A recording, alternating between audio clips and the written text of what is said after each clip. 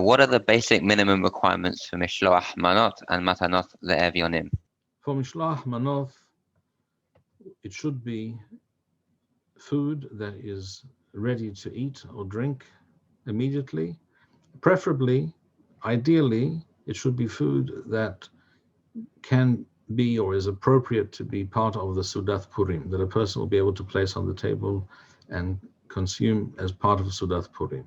So it can be some cooked dish, or it could be, some people bake bread rolls and send a couple of bread rolls to a neighbor or to a friend, or some other food that is appropriate for the Seudah itself. That's the idea. It's really directed towards the Seudah itself, sending people copious quantities of lollies, sweets, candies, or whatever term you prefer, depending on which English-speaking country you come from, on that day. That's not really the idea of Mishloach Manot. It's not about providing parnasah for dentists. It's about sharing tasty food with friends and neighbors that they can have at their Sudath Purim.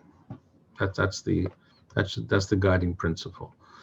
And it has to be 2 manoth, Mishloach Manoth berabim. Manoth is 2, so it should be 2. I can read to you again Rambam's definition. Rambam writes as follows in Perek Bet Halachat Tethwal.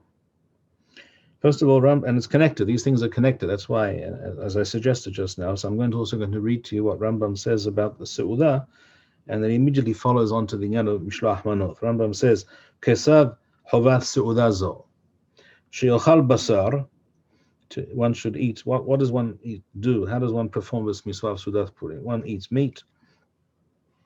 In other words, tasty, special food, the kind of food that people usually have at special meals, at special times. Should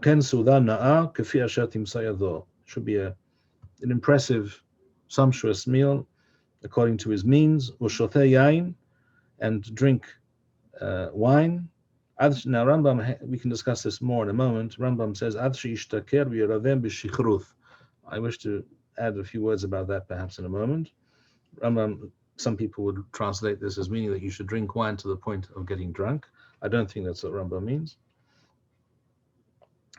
Then Rambam immediately goes on to say, and even connects the next statement with the waw. He says, and similarly, Hayav lishloach shte manoth shel avasar or shel minei tavshil or shne minei ochalim lahavero. In other words, Rambam speaks about sending 2 types of meat or other cooked meal. It should be something cooked, preferably, to his friends, to a friend. So the minimum requirement is shte manoth, 2 kinds of preferably cooked or baked food, which is shayach, which is relevant to the meal, to one person. That's the minimal requirement. You can give more. You can give to 2, 3, 4, or even 10 people. Some people, really, I think, exaggerate and prepare 30 mishloach manot for 30 people, and that's one of the reasons they start their Seudah at 3 or 4 p.m. because they're spending hours driving around, handing out all these mishloach manot, and I think that's a little bit overdone. With regards to Matanot LeRe'ehu, Rambam says, "V'hayav lehalek la'aniyim b'yom hapurim." You have to give tzedakah to, and again, it's for the purpose of the Seudah, so that all people will be able to celebrate Purim properly. En pahot mishne aniyim, at least 2 poor people. Noten lechol echad matana achad. Each is to be given 1 amount of money, or ma'oth, or minei tavshil, or minei ochalim, or some kinds of food. So that, again, for the reason that people will be able to celebrate the day properly.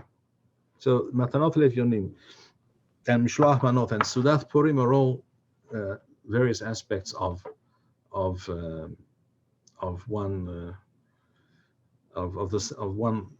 various aspects of the same mitzvah of celebrating Purim in a proper fashion, so that all people will be able to do so.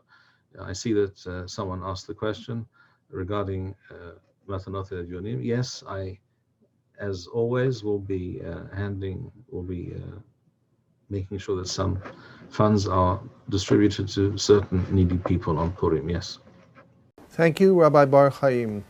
We would like to encourage our viewers to share these videos with friends and send in your responses. We would also like to suggest the following opportunity to our viewers.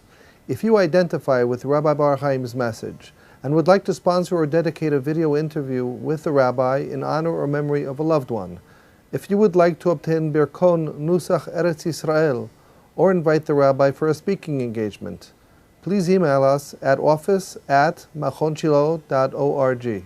If you are inspired by Rabbi Bar-Hayim's message and would like to get involved in Torah Eretz Yisrael activities in your local area, please fill out the relevant form by going to the link which appears on the screen.